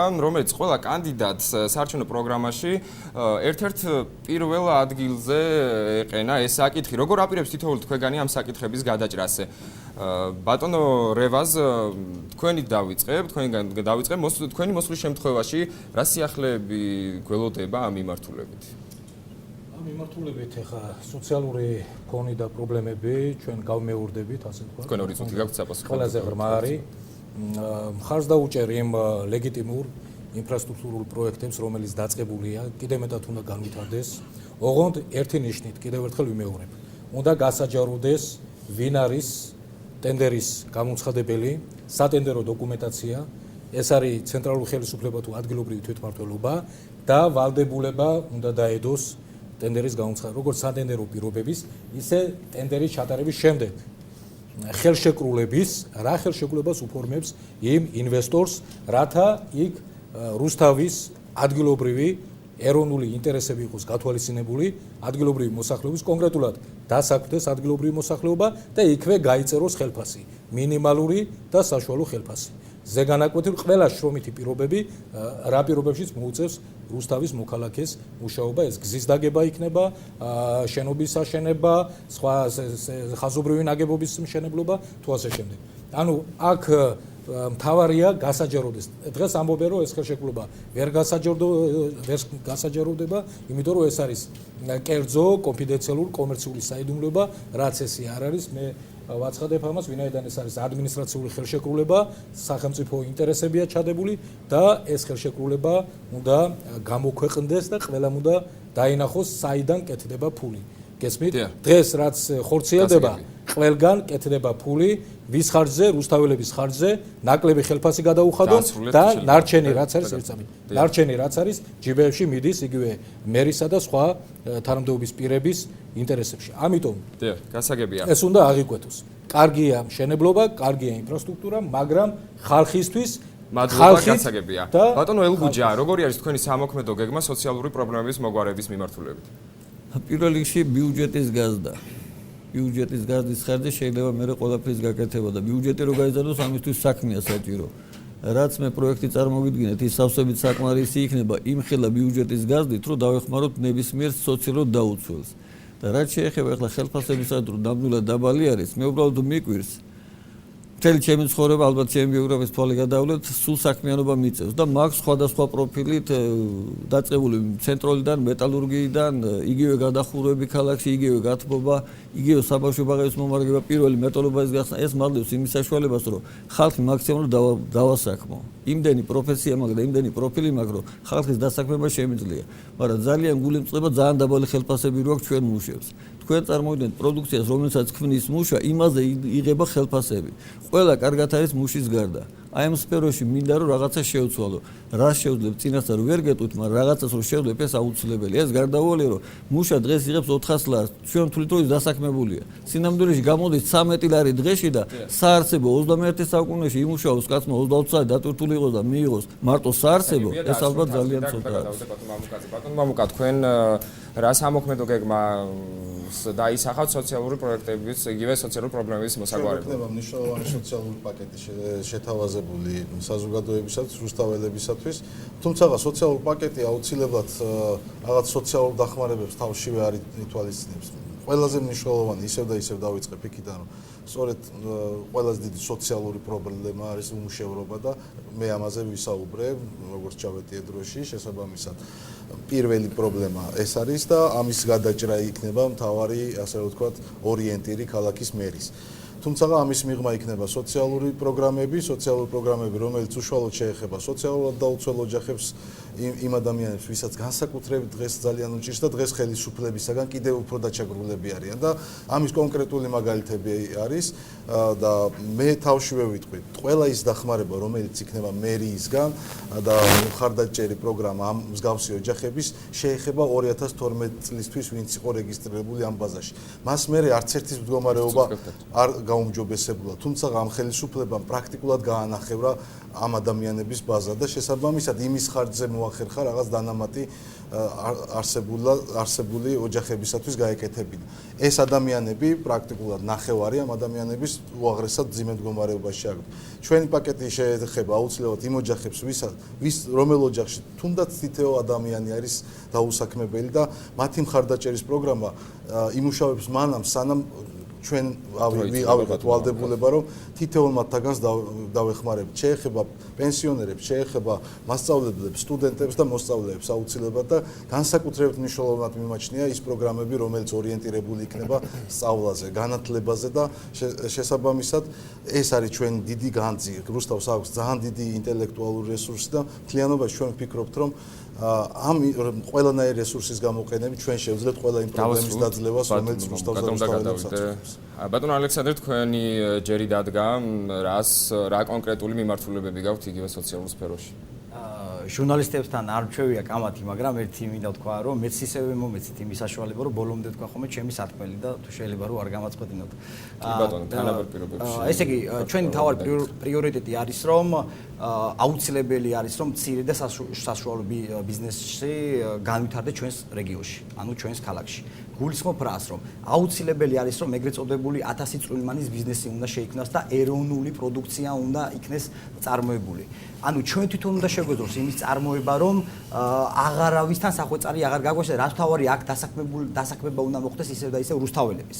ხაზ გასმით, რუსთაველები უნდა იყვნენ როგორც მართველები, ისევე მუშახელიც უნდა იყოს რუსთაველი. აი მე ამაზე ვაკეთებ გათვლას, ჩემი გათვლა ეს არის, მე წინაზეც აღნიშნე და ეხლაც აღნიშნავ, რომ ყოველ 6 თვეში ჩვენ გვაქვს 6 თვიანი ეს მცირე და საშუალო ბიზნესის განვითარება, თუ როგორ უნდა მოხდეს 1000 კაცის დასაქმება ყოველ 6 თვეში და როგორ და შემდეგ ავტომატურად მოიმატოს. და რაც თავარია, კონკრეტული საკითხებია იმასთან დაკავშირებით, რომ უნდა აშენდეს საყოფაცხოვრებო ფართები სოციალურად დაუცველები შეჭირებული ადამიანების, შეიძლება ბაზაში იყოს ეს ადამიანი, ან არ იყოს, მაგრამ თუ ადამიანს უჭირს, ჩვენ უნდა მივცეთ იმის საშუალება, რომ მან ავტომატურად სახელმწიფოს დახმარებით, ადგილობრივი მუნიციპალიტეტების დახმარებით შესაბამისად მოახდინოს, რომ ჩვენ მივცეთ იმის საშუალება, რომ ჩვენ ავაშენოთ, ხოლო მათ მივცეთ გრძელვადიანი სესხები. ეს იქნება 10 წლიანი და 15 წლიანი სესხები, რომ როგორმე ადაპტაცია, ეგრეთ წოდებული რესოციალიზაცია მოახდინოს საზოგადოებაში და თვითონ შეძლოს ამ პრობლემებიდან დამოსვლა. ჩვენ ყველანაირად დავეხმარებით, ჩვენ ამისთვის მზად ვართ. და რაც თავარია, ჩვენ მზად ვართ იმისთვის, რომ რუსთაველებმა ერთხელ და სამუდამოდ დავიბრუნოთ ღირსება. ამისთვის ვართ მზად და სწორედაც მაგიტომ ვაპელირებ იმ საკითხზე, რომ ეს ტყუილები უნდა დავამთავროთ და უნდა მოგვეცეთ ჩვენ თაობას მაინც, რომ ის ხიჩატეხილობა, რომელიც არსებობს საზოგადოებასა და პოლიტიკოსებს შორის, ჩვენ მაინც აღვადგინოთ. იმიტომ რომ ნიჰილიზმია საზოგადოება უიმედობა ერთხელ და სამუდამოდ აღარ უნდა იწმუნოს ჩვენ. რაც თავარია, იმ შემთხვევაში იწმუნებს თუ ჩვენ მოგვეცემა იმ საშუალება რაღაცა ვაკეთოთ. გასაგებია. დიდი მადლობა ჩვენმა მაყურებელმა. პრინციპში უკვე მოისმინა თქვენი ხედვები სხვადასხვა საკითხებთან მიმართებაში და მათი მოგვარების გზები თქვენ დასახული გაქვთ უკვე და საინტერესოა თავად რას ელოდებიან რუსთაველი ამომრჩევლები თქვენი მხრიდან არჩევნების შემდეგ, რა პრობლემები იკვეთება რუსთაველი მოსახლეობისთვის, ჩვენი ჟურნალისტები მათ თავად გაესაუბრნენ, ნახოთ მოქალაქეების აზრი და ჩვენ რამდენიმე წუთში დავბრუნდებით.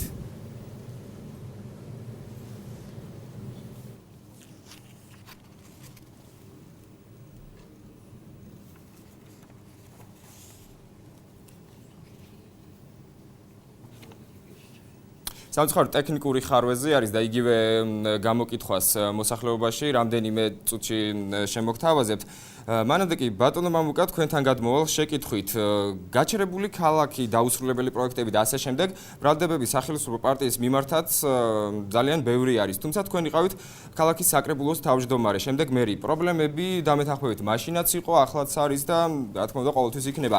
საკუთარ განცხადებაში ამბობთ, რომ თქვენი მუშაობის პერიოდში იყო შეცდომები და გადაცდომები. რას მიიჩნევთ დღეს მთავარ შეცდომად ის რაც არ უნდა მოხდეს იგივე მომავალში თქვენი არჩევის შემთხვევაში თუ შესაძლოა არჩევის შემთხვევაში? მართლაც ვიყავი ქალაქის მერი, წელიწად ნახევარი ვიყავი ქალაქის მერი და მე ვფიქრობ, რომ ძალიან ბევრი მნიშვნელოვანი პროექტი განვახორციელეთ რუსთავში. თუმცა ამის პირდაპირ პროპორციულად მე არ დავიწყებ იმ პროექტების ჩამოთვლას და ნუსხას, რომელიც რუსთავში განხორციელდა ჩემ პერიოდში. ეს თვითონ რუსთაველების შესაძლებელია და რუსთაველებმა კარგად იციან რა გაკეთდა ჩემ პერიოდში. და ამის პირდაპირ პროპორციულად რა თქმა უნდა იყო შეცდომები, იყო გადაცდომები და იყო ის რაც ვერ მოვასწარი, რა თქმა უნდა, ვერ მოვასწარი და მაგაზე მე ნამდვილად არ ვერიდები, რომ ბოდიშსაც ვხდი რუსთაველებს, რომ მომესწრო და რომ გამეკეთებინა და შესაბამისად მაშინ არ რაღაც გარკვეული შეცდომები არ ყოფილიყო დაშვებული, თუმცა ეს პრაქტიკულად წარმოუდგენელიც არის, რომ შეცდომა არ დევდეს რაღაც კონკრეტულ საქმეს, დღეს უფრო ბევრად უკეთესი გარემო იქნებოდა ქალაქში. შეცდომა იყო და ჩვენ ეს კარგად ამაქვს გაანალიზებული და შესაბამისად ვიცი რა უნდა გავაგრძელო, რომელი გაჩერებული პროექტი უნდა ავამოძრავო, ავამუშავო, ის გაჩერებული პროექტი, რომელიც ამ ხელისუფლებას ევალებოდა პირდაპირ რომ გაეგრძელებინა და რომელიც ორიენტირებული იყო რუსთავის მომავალზე და რუსთავის განვითარებაზე. სამწუხაროდ ეს პროექტები გაჩერებულია და ამიტომ ვიძახით რომ რუსთავი არის გაჩერებული. ჩვენ ამას აუცილებლად ავამუშავებთ. შეცდომა იყო და აუცილებლად პირდაპირ მინდა ეხლა რუსთაველებს უთხრა რომ როდესაც ნებისმიერ შემდგომში ნებისმიერი პროექტის განხორციელების დროს აუცილებლად მათთან კომუნიკაციით, მათთან უშუალო საუბრით და ამისათვის ყველანაირი ფორმა გვაქვს ჩვენ გაცემული ამ ეტაპზე ნებისმიერ რუსთაველს აქვს ჩემი პირადი მობილური და პირადი კომუნიკაციით შევძლებ რომ გავიგო მათი სწორი ხედვა რუსთაველების რა აინტერესებთ რა არის ანუ ჩვენგან კი არ იქნება და ჩემგან კი არ იქნება თავს მოხეული ნებისმიერი პროექტის განხორციელება სწორედ ანგარიშვალდებულებას ვიღებ რუსთაველების წინაშე რომ რუსთაველებს რაც დაჭირდებათ ის პროექტები განხორციელოთ კონკრეტულ საცხოვრებლის თუ უბნის მიხედვით დიდი მადლობა ბატონო რევა საზოგადოებას თავი იმ საპროტესტო აქციებით დაამახსოვრეთ რომელიც ჩვენს ქალაქში საკმაოდ დიდი ხნის განმავლობაში მიმდინარეობდა და თქვენ თავად ხშირად ამბობთ ამის შესახებ რამ გადაგაწყვეტინათ არჩევნებში მონაწილეობამ იგივე ამ უკვე წარსულში მიმდინარე მოვლენამ იქონია თუ არა გავლენა იგივე თქვენს გადაწყვეტილების მიღებას კი ბატონო დიდი მადლობა ამ შეკითხვისათვის პირველ რიგში ვიტყვი რომ ჩვენ მოვსწრენი ვიყავით ბატონი მერის მოლვიშოს ჯიქიას დაპირების ეს 4 მაისს განაცხადა ღარიბაშვილთან ერთად რომ 25 მაისისთვის თუ კი ინტერტრანსი არ შეასრულებდა მძღოლთა დასაქმების მიმართულებით პირობებს 25 მაისსაც არ დაელოდებოდა გაუქმებდა ტენდერის შედეგებს და ინტერტრანს გაუშვებდა. გავით არა მე განცხადებას გავაკეთებ და შემდეგ უკვე ანუ 25 მაისს გავიდა ეს თემა უკვე ცნობილია ჯობია გადავიდეთ რა დღეს არის 9 ივნისი 25 მაისი გავიდა და ეს დაპირება დარჩა ხო? ადამიანი რომელიც ამდენს იტყუება, ეხა არჩევნებზე რა გარანტია აქვს მოსახლეობას და კიდევ ერთხელ რამ გადაგაწყვეტინათ არჩევნებში მონაწილეობის მიზნით და ეს პირობების შესრულება გადაავადა ის ერთი წამით რა დავასრულებ ძალიან გთხოვთ რა პირობების შესრულების შეფასების საკითხი რუსთავის მერიამ გადადო ივნისისთვის ბოლოსათვის ანუ არჩევნების ბოლოსათვის და წარმოიდგინეთ ახლა ამ ფირმას ტენდერში გაამარჯვებეს ერთ კვირაში 17 მარტიდან 25 მარტამდე ხოლო ამ ფირმამ შეასრულა თუ არა ვალდებულებები ამის შემოწმებას უნდებიან 2 თვე ახლა აქ რომ დაინტერესება ფაქტია ახლა რაც შეეხება საპროტესტო აქციებს თქვენ მოგეხსენებათ ბატონო ძალიან გთხოვთ საპროტესტო აქციების შესახებ ყველა კარგად ვიცით როგორ მოხდა თქვენი мотиваცია რა იყო არჩევნებში შედეგზე გადადით თუ შეიძლება დიახ мотиваცია იყო ესეთი რომ ეს მრავალთვიანი საპროტესტო აქციები რომელიც არც ერთ ქალაქს არც ერთ ქვეყანას არ მოსწრებია ჯერ რომ სოციალურ ფონზე პროფკავშირის ჩართვის გარეშე მოღალატე პროფკავშირის ჩართვის გარეშე რომელიც ერთი დღეც არ მოსულა მძღოლებთან ვაწარმოეთ ორგანიზებულად სამთვიანი ესე იგი რეგულარული და პერმანენტული მიტინგები და შედეგიც მივიღეთ მაგრამ შედეგი მივიღეთ ისეთი რომელიც არ არის დამაკმაყოფილებელი ამიტომ ბრძოლა სამართლიანობისათვის მოითხოვდა სამართლებრივი რესურსის გარდა პოლიტიკური რესურსის გამოყენებას. გარდა ამისა, მე ამ ბრძოლაში ჩავთვალე ერთი წამი დამასრულებიათ ძალიან გთხოვთ რომ მე მაშინ აქ არაფერი მისაღებია. კი ბატონო, დაასრულეთ, თუმცა უბრალოდ პროტესტი არ მიდა რომ გამოიწვიოს სხვა კანდიდატებმა, იმიტომ რომ მეტად პროტესტი არ გამოიწვიოს, მე მგონი მე ერთს ვიტყვი რომ ამ ბრძოლამ საბოლოოდ დამაჯერა იმ არჩევანში, რომ მხოლოდ სამართლებრივი რესურსით ვერ გაიმარჯვებ ამ მაფიოზებთან, დღევანდელ თაღლითებთან, მაფიოზებთან და პოლიტიკური ბრძოლის რესურსიც უნდა გაუმეყენებინა. პოლიტიკური ბრძოლაც თუ არ გაამართლებს, კიდე სხვა რესურსები არსებობს, რა თქმა უნდა, რომ ამ ბრძოლებს ერთხელ და საბოლოოდ დაუბრუნო ის ქონება, ნაწილი შეჩერებული ქონების სათქმევისა, შეჩერებულია ქონების სათქმევის პროცესი, მაგრამ ნაწილი ვისაც წაართვეს, უნდა დაუბრუნდეს. ეს არის ჩემი ამოცანა და ყველა რუსთავის პირდები ანალოგიური პრინციპულობით, თავგამოდებით ვიბრძოლებ მათი ინტერესები ნებისმიერი სხვა ბიზნეს სეგმენტის თუ მოქალაქის ინტერესების დასაცავად. მე პირველ რიგში ვჩები იურისტად, მე კი არა სხვა თანამდებობაზეც რომ მოვიდე და პირველ რიგში გავატარებ იმ სამართლიანობის აღდგენის და ნიშნის დიდი მადლობა პრინციპებს, ბატონორებას, დიდი მადლობა. როგორც დაგკვირდით, ჩვენ ვნახავთ იმ გამოკითხვას, რომელიც რუსთავის მოსახლეობაში ჩავატარეთ. ვნახოთ რა მოლოდინები აქვთ არჩევნების მიმართ რუსთაველებს და შემდეგ განვაგრძელოთ საუბარი. შოთა რუსთაველის ძეგლის აღდგენა დიდი თანხა დაუჯდა სახელმწიფოს და დღეს ვხედავთ რა დღეში არის და აი დღევანდელი მერის კანდიდატები და ადგილობრივი მერებიც დღეს რო არიან, გვეუბნებია რომ ხმა მოგვეცდო და როგორ მივცე ხმა, როდესაც აი ამას ვხედავ. აი ამას დანგრეულს და რომელიც შეიძლება ერთ დღეში აღდგეს. და რა იმედი მაქვს მე რომ ხვალ და ზეგისენ რომ მოვლენ მერის თანამდებობაზე უფრო მეც და ყველაფერს სიკეთეს გააკეთებენ ჩვენი ქალაქისათვის. ალისწინოთ ეს ბანკები რომ მუშაობენ, ცოტა ხალხს ხელი მოუმართონ, იყოს დაბალი პროცენტი და გრძელვადიანი, მეტი არაფერი არ მინდა. ვინც არ უნდა იყოს მერიის კანდიდატი, მოგვაქციონ ყურადღება, მარტო ხელებს და ყველას საერთოდ. მე მინდა მიმართო თითოეულ მერობის კანდიდატს. თავიანთი მერობის შემთხვევაში რაც გააკეთებენ, ქალაქს რითი გაუმჯობესებენ მდგომარეობას, თუნდაც ჩვენ თითოეულ მოსახლეს, თუნდაც უმუშევრობის პრობლემა თუ გადაიჭრება და ან სხვადასხვა საკითხები თვითონ რიში დასაქმება. ახალგაზრდები დადიან, ნარს მეც რაც უნდა თამაშობდი. მე ჯერ ჯარგონი მაგდა შემიძლია მუშაობა და რაც უნდა თამაშობდი ნარს. დაგვასვაქოს ჩვენც ახალგაზრდები უფრო ყავს ახალგაზრდა უმაღლეს განათლებით დაუსაქმებელია. მაინტერესებს მერობის კანდიდატები რას იზავენ უმუშევრობის გადასასწრად. აი უმუშევრები რო დაასახა. რას გეგმავენ სოციალური მდგომარეობის გასაუმჯობესებას? პირველ რიგში ეს. ჩვენ მოვისმინეთ მათი პოზიცია, რას ელოდებიან უშუალოდ არჩევნების შემდეგ და რისი გაკეთება სურთ თავიანთ ქალაქში. ისაუბრა ახლა მე მინდა გადავიდე ბატონ ალექსანდრესთან, იმიტომ რომ ბატონ მამუკამაც ისაუბრა ბატონ მარევაზმაც და თანაბარი პირობები რომ შევქმნათ და აღარ იყოს ასე ვთქვათ პროტესტის გრძნობა. ბატონ ალექსანდრე, არასამთავრობო ორგანიზაციის წარმომადგენელი ბრძანდებით და სხვა კანდიდატებისგან განსხვავებით პოლიტიკაში ჩართული ნაკლებად ყოფილხართ. რამ გადაგაწყვეტინათ არჩევნებში მონაწილეობა? ალბათ რუსთაველების ძალიან დიდ პროცენტს ქონდა იმედი რომ 1 ოქტომბერი იქნებოდა ის დღე რომელიც ერთხელ და სამუდამოდ წინ წავიდოდა ყველაფერი და უკეთესობისკენ, თუმცა მე რომ დავინახე ადამიანები მოვიდნენ რომლებსაც მხოლოდ და მხოლოდ საკუთარი ნათესავები და საკუთარი წრე ამოძრავებთ, მე იმ დღიდან გავემიჯნე მათ და გადავწყვიტე რომ მე იმ იდეის მოტრფიალე უნდა დავრჩე, რაც არის ხალხის ინტერესები და ამ შემთხვევაში მე მომეცა შესაძლებლობა რომ სწორედაც რომ ხალხის ინტერესები გავატარო ჩემს ქალაქში. მე ვიძახი ერთ მნიშვნელოვან ფაქტს რომ მე ის თაობა ვარ, სულ ტყუილში გავიზარდე.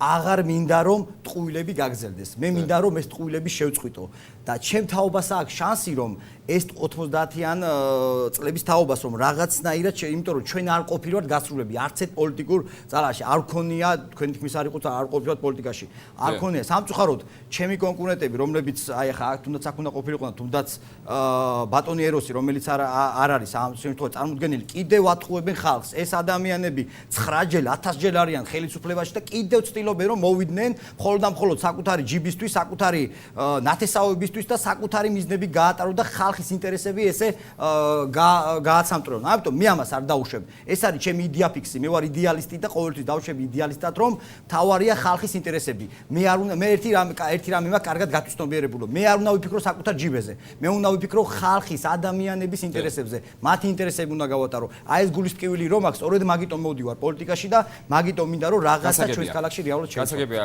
რიგი თქვენზე არის ბატონო ელგუჯა. თქვენი გადაწყვეტილება რამ განაპირობა, როგორც ვიცი, არასამთავრობო ორგანიზაცია, რომელსაც თქვენ ხელმძღვანელობთ, ეთნიკური უმცირესობების ინტეგრაციას ემსახურება. პოლიტიკურ პროცესებში ჩართული, როგორც ვიცი, არ ყოფილხართ. რა იყო მთავარი განსაზღვრელი ფაქტორი მაშინ თქვენი ამ გადაწყვეტილების? მაგ ძალიან სერიოზული ფაქტორი, მაგრამ ჩვენ სამწუხაროდ ჯერ ალბათ ვერ ვიტყვი მაგას. მაგრამ არის სერიოზული მიზეზი, რამაც მე ეს გადამაწყვეტინა, ეგ ერთ საკითხი. მეორე კიდევ სიმართლე რო გითხრათ, მე საწყალი ბატონ ჟიური შარტავის შემდეგ ქალაქში მერი არ მიგზნია რომ ქალაქს მერი ყოლებოდა გამოკვეთილი. მე არა ვარ პოლიტიკოსი, მე არ მიყვარს ბევრი საუბარი, მაგრამ ჩემ წარსულს თუ გადახედავთ, სულ საქმიანობ და სულ რაღაცას ვაკეთებდი. აქედან გამომდინარე გადავწყვიტე რომ მოვიდე სათავეში და ვაკეთო საქმე და არა ლაპარაკი. ერთს აღნიშნა რომ გუშინ წინ ქონდა ყრილობა ჩავატარეთ ქიმიკოსთა კლუბში და ესწრებოდა ამ საუბარს ჩვენ ყრილობას ბატონი გელასალუაშვილი. ეს არის უაღრესად ნამდვილად პატრიოტი და ერისმოყვარული და დიდებული პიროვნება. და როდესაც სულ ორი სიტყვი და დავამთავრებ ხوارცეთი არ მომითხოვია ხოლმე. და გამოსვლის დროს მე აღვნიშნე, რომ ბატონო გელა თქვენ ხართ პარტიის ხელმძღვანელი, მე ვიქნები ქალაქის მერი თუ ვიქენი მე თქვი. იცოდით, არც ერთ თქვენ პარტიულ დავალებას მე არ მივიღებ ჩემი ხალხის საწინააღმდეგოდ. და ეს რეალობაში დავხატე და ესე იქნება კიდევაც. მოვდივარ, იმიტომ რომ ხალხს ვემსახურე და მეტი სხვა მიზანი არ გამაჩნია. დავტო ისეთივე სახელი, როგორც დატოვა ბატონმა ჟიური შარტავა. აი ეს არის. გასაგები, დიდი მადლობა, მოვისმინეთ თქვენი პოზიციები, თქვენი შეხედულებები სხვადასხვა საკითხებთან დაკავშირებით. ამჯერად მინდა გადავიდე აუდიტორიისკენ. აუდიტორიას მიმართა თქვენ მოისმინეთ მართლაც დეტალურად თითოეული კანდიდატის შეხედულებები და წინასაარჩევნო პროგრამა.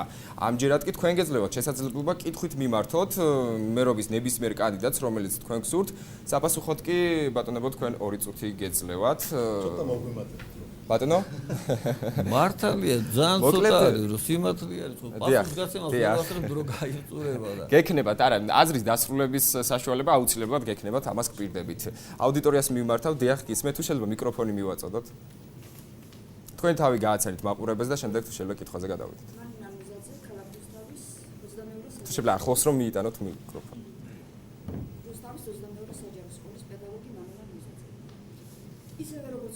პედაგოგისთვის ჩემთვისაც უაღრესად მნიშვნელოვანია მოსწავლეებში ფასეულობების და ღირებულებების აღზრდა.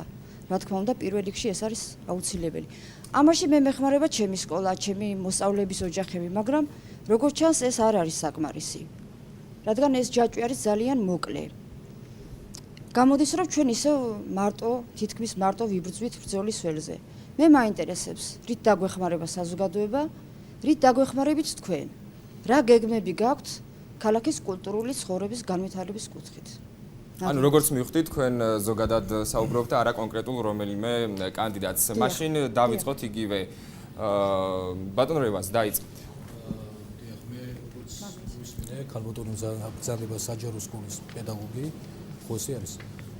მე მქონდა საჯარო სკოლებთან, საჯარო სკოლების რეფორმასთან დაკავშირებით 2005 წლიდან 2012 წლამდე ამ რეფორმაზე მუშაობდი, გახდით სხვადასხვა საქართველოს სხვადასხვა რეგიონებში საჯარო სკოლების ადვოკატი, იურისტი, კომისიის წევრი, სამეურვეო საბჭოს არჩევნებში კოორდინატორი და ასე შემდეგ. მე ვიცი თქვენი პრობლემები, ძირფესვენად, სხვათა შორის მეც სკოლის პედაგოგი გახდით, ერთ-ერთ პრაქტიკულ სამართალს ვასწავლიდი გარკვეული პერიოდი და რა მინდა გითხრათ, რა თქმა უნდა ეს კომუნიკაცია, იგივე მანდატურის სამსახური რაც შემოიტანეს, მე მგონი ამან კიდევ მეტად გაართულა კომუნიკაციის საკითხი. ანუ ფაქტიურად ბატონო რევანს დაამთავრეთ აზრი, იმიტომ რომ ყველას მინდა რომ მივცე შესაძლებლობა გაცეს პასუხი. დაამთავრეთ აზრი. კი ბატონო, დაამთავრეთ. არა, დაამთავრეთ აზრი. ძალიან დიდი ბოდიში ყველას უნდა. არა, ან გაგვიგრძელეთ, ან ნუ მეჭრებით. კი ბატონო, გააგრძელეთ. არ შეიძლება ეს. ანუ პრობლემა განათლების სისტემაში რჩება ისევ და ეს პრობლემა უნდა მოგვარდეს ახალი საგანმანათლებლო პროგრამებით. ანუ ეროვნული გეგმით, რომელიც ადრე იქნა შემუშავებული, ფაქტობრივად ის ეროვნული გეგმა გადასადებია და წყობრის სისტემით უბრალოდ ბავშვის მენტალობიდან გამომდინარე უნდა იყოს ესაწყობილი და ყველა უნდა გადაერთოს პედაგოგი, დირექტორი და ასე შემდეგ ბავშვის ხასიათიდან, მენტალობიდან გამომდინარე საკუთარ საქმიანობაში. ანუ პირველ რიგში სასწავლო გეგმები, სკოლის სასწავლო გეგმებიც გადასახედა, გარდა იმისა, რომ ეროვნული გეგმა უნდა შეიცვალოს. და აქედან გამომდინარე, ყველა ეს ურთიერთობები დაალაგდება. მე ვიცი, სერტიფიცირების სისტემა ძალიან მძიმედ გადაიტანა პედაგოგებმა, ასევე დირექტორებთან ეხლა მეორე ეტაპის სერტიფიცირება ძალიან რთულად მიმდინარეობს. ფაქტიურად კვალიფიცირებული დირექტორები დატოვეს და ტოვებენ სამსახურის გარეშე, ზოგს იძულებით აგდებენ სკოლიდან, ასევე მასწავლებლებსაც. ეს პროცესი უნდა დამთავრდეს. და მე ვიცი, ბევრი სკოლა, სადაც არ არიან სერტიფიცირებული მასწავლებლები, მაგრამ იმ სკოლას აქვს მაღალი პრესტიჟი, იმიტომ რომ გამოცდილი მასწავლებლები არიან. ამიტომ სერტიფიცირებას თვითმიზანი არ უნდა ქონდეს, ამას უნდა ქონდეს ტრადიციული, ასევე ქართული ეროვნული სული. ძალიან კარგი, ბატონი ალექსანდრეს სურდა პასუხის გაცემა გისმენთ. დიახ, მე რა თქმა უნდა ეს პრობლემა რომ მაწუხებს ამ თემაზე ჩვენ ვფიქრობთ გულისხმობ იმას, რომ ჩვენს ქალაქში არის ესეთი მოცემულობა, რომ არის 14 სლოტ კლუბი გახსნილი და კულტურული სახლი არის დაახლოებით 9. ეს მიუთითებს იმისკენ, რომ არანაირი სულიერი კულტურული ცხოვრება ჩვენს ქალაქში არ არის. ერთი მწერალთა სახლი იყო და ისაც გაყიდეს და მიისაკუთრეს. ამიტომ მე გეუბნებით, რომ ჩემი მოსვლის შემთხვევაში უნდა გატარდეს პირველ რიგში ყურადღება, უნდა აქცენტი გაკეთდეს კულტურულ ცხოვრებაზე. ეს არის ჩემი მთავარი ღირებულება და ფასეულობა, რომ ამ ქალაქმა უნდა იგნოს, რომ აქ არ ჩამკვდარა არც სულიერება და არც კულტურული ცხოვრება. პირიქით უნდა გაცხოველდეს და მე გვირდებით იმას, რომ რაცაც მოისურვებთ თქვენ, ანუ პედაგოგები ამ შემთხვევაში ახალ პედაგოგი ბრძანდებით, სწორედ ის უნდა ანუ პრიორიტეტი უნდა მოგენიჭოთ თქვენ. მე ამ შემთხვევაში დაგეხმარებით, რომ გაკეთდეს საქმე. ანუ ინიციატივები ერთმანეთში უნდა გაიცვალოს, ერთმანეთს უნდა შევავსოთ.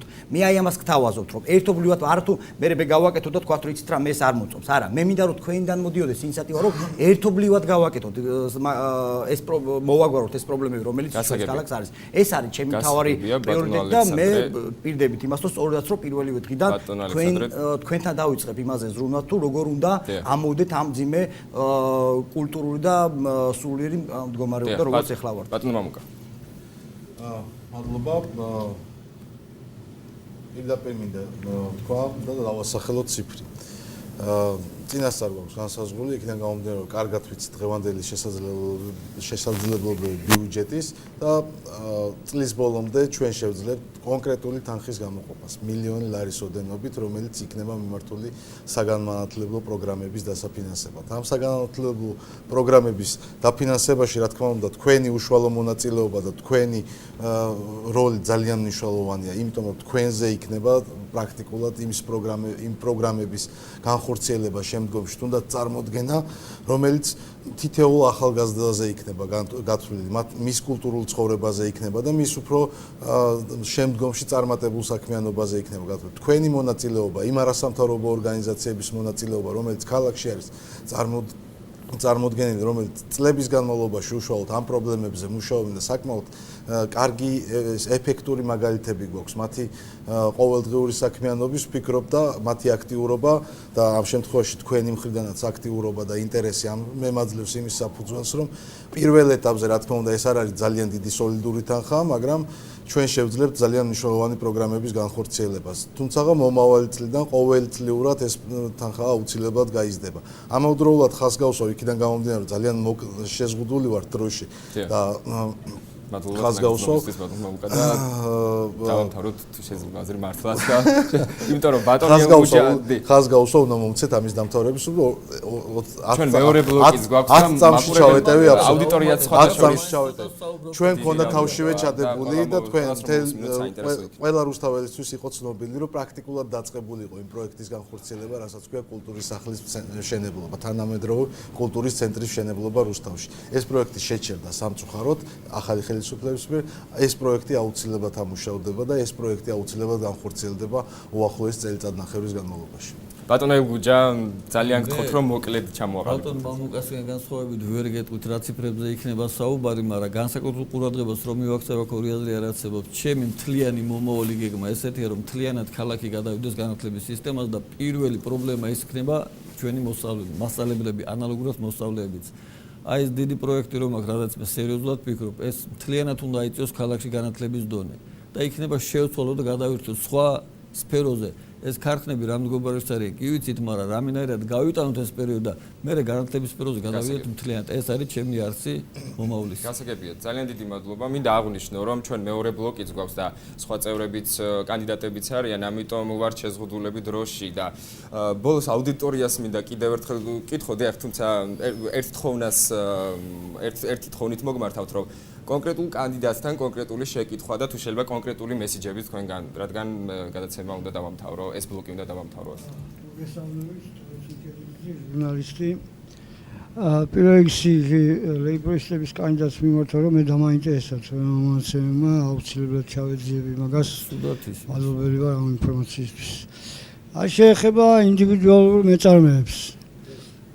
მე გეტყვით ერთ მაგალითს, 2004 წელს საგადასახადებიდან მოვიპოვე ჩემი არხებით ინფორმაცია, რუსთავში იყო 4000 ინდმეწარმე.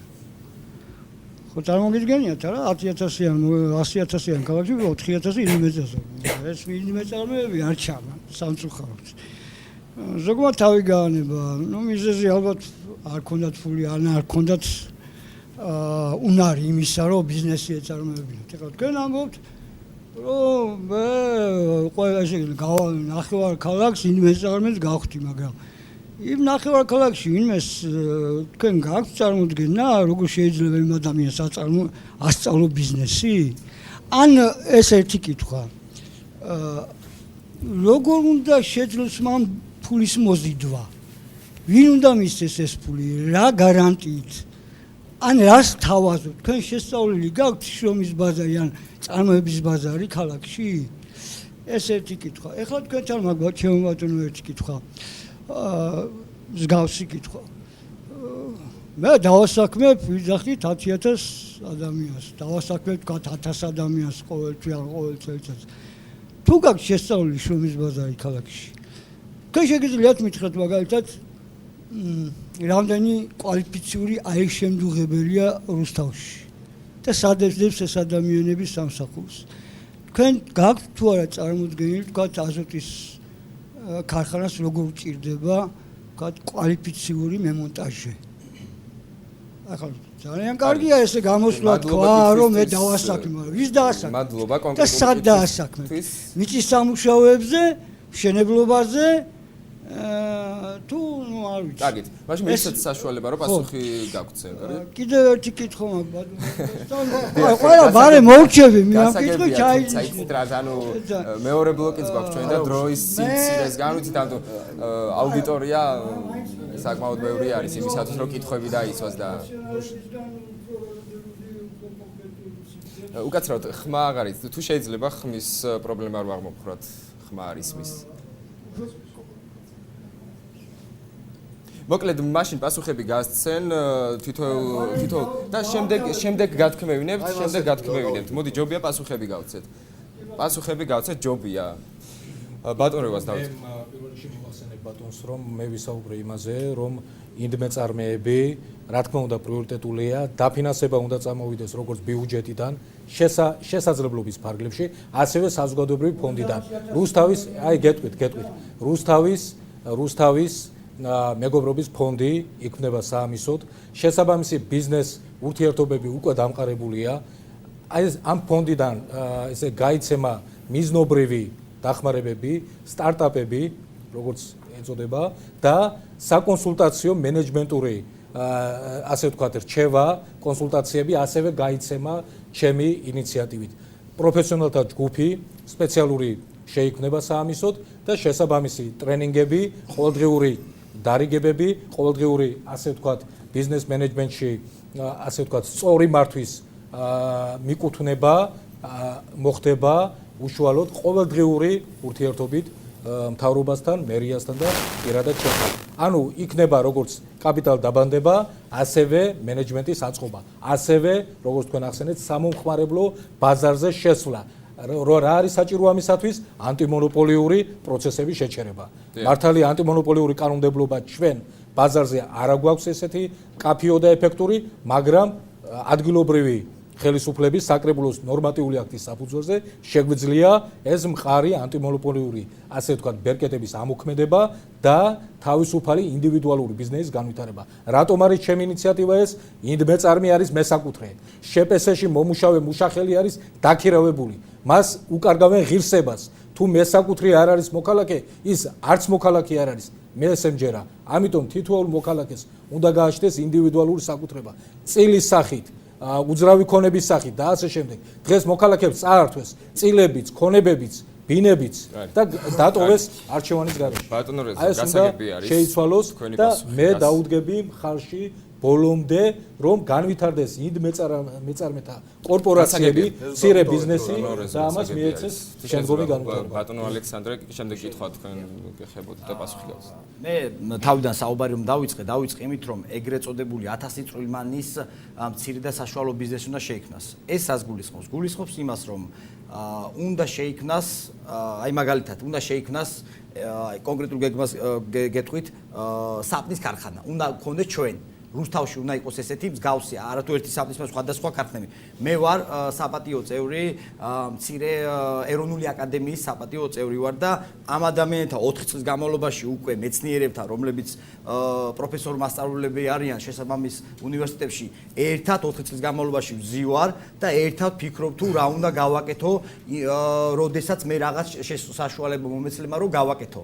ამიტომ მე არათუ ამ შემთხვევაში ჩემი გამოცდილებით გესაუბრებით, არამედ მათი კვალიფიკაციით და მათი გამოცდილებით გესაუბრებით, რომ რეალურად უნდა მოხდეს დასაქმება. მე ციფრები ისე არ მაქვს, არასდროს არ ვაპერირებ ციფრებს. მე კონკრეტულად მე ვიცი რომ როგორ უნდა შესრულდეს ეს პროგრამები, იმიტომ რომ გეუნებით, მე მარტო არა ვარ, ჩემთან ერთად არიან მეცნიერები, რომლებიც კონკრეტულად უნდა შექმნას გარემო, რომ ერთხელ და სამუდამო მცირე და საშუალო ბიზნესში უნდა შეიქმნეს და უნდა განვითარდეს. ეს არის ჩემი მთავარი პრიორიტეტი. აი ეს არის რის თქმაც მიგება. ჩვენც უნდა მოგცეთ, რომ კითხვა იყო და ძალიან გთხოვთ, რომ ძალიან მოკლედ. აუცილებლად.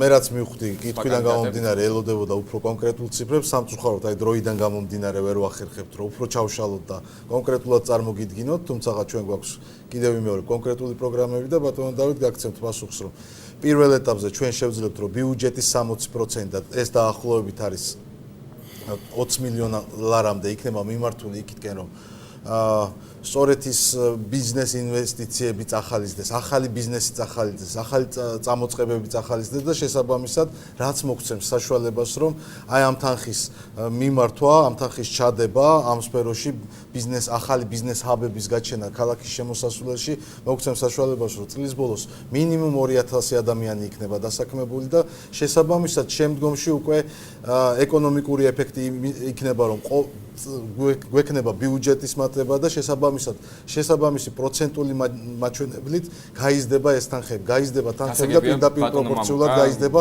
დასაქმებულთა რაოდენობა ამ პროექტების განხორციელების პროცესში. და ძალიან მოკლედ ბატონელ გუჯას მინდა რომ მოусმინოთ. გაგცემთ პასუხს და მე აუდიტორიას ექნება კიდევ შესაძლებლობა მეორე ბლოკში სხვა კანდიდატებს. ეხლა მეც გაგცემთ თუ შეიძლება პასუხს და კი ბატონო. უკაცრავად მიკროფონში ისაუბრეთ შეიძლება. თქვენ განაცხადეთ რომ 42 მილიონ დოლარს ჩადეთ თქვათ სასწავლო სტუდენტ-ქალაქში, სადაც იქნება უფასო სწავლება. ეხლა მე მინდა გკითხოთ, რომელი ინვესტორი წამოვა და რომელი ინვესტორი ჩადებს 42 მილიონ დოლარს ისეთ წარმოებას, სადაც სწავლა იქნება უფასო. 42 მილიონი იქნება ბატონო იქიდან. მე მინდა გკითხოთ უბრალოდ. კი ბატონო, რომელი ინვესტორს დააინტერესებს თქვენ აი ამ წინადადებით. ჩვენ ამ თემაზე. დავით გასაგებია. ზოგადად უფასო არაფერი არ არის. მადლობა კითხვისთვის. ორივეზე გაგცემთ პასუხს, პირველზეს და მეორეზეს. პირველ რიგში თუ შეკითხვა იყო ალბათ მე მეხებოდა 100-ზე მეტი შეხება მაქვს წარმოებასთან და ინვესტორებთან ვიდრე ამათ.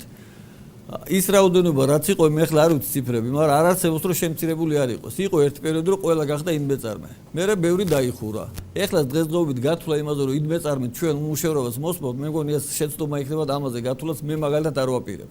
ჩვენ გვაქვს ამხელა დიდი გიგანტი. ყველა ბიზნესმენი რომელიც იწევს მცირედი და ყველა ცდილობს გაზარდოს. ჩვენ კიდე ამხელა ბიზნესი გვაქვს მეტალურგია და იმას ვამცირებთ. აქედან გამომდინარე, არა ინვესტორის გათვლა იმაზე რომ 10000 და 20000 იქნება დასაქმებული, მე მაგალითად გამოვირიცხავ. დანარჩენი თქვენიცით. ეხლა რაც შეეხება მეორე საკითხს. მე აქ ყავდა ჩამოყალიბებული პიროვნება, ეს იყო 5-6 თვის წინ, მაშინ არც მერობაზე ვფიქრობდი, არც იმაზე, არა სამთავრობოს მხრიდან.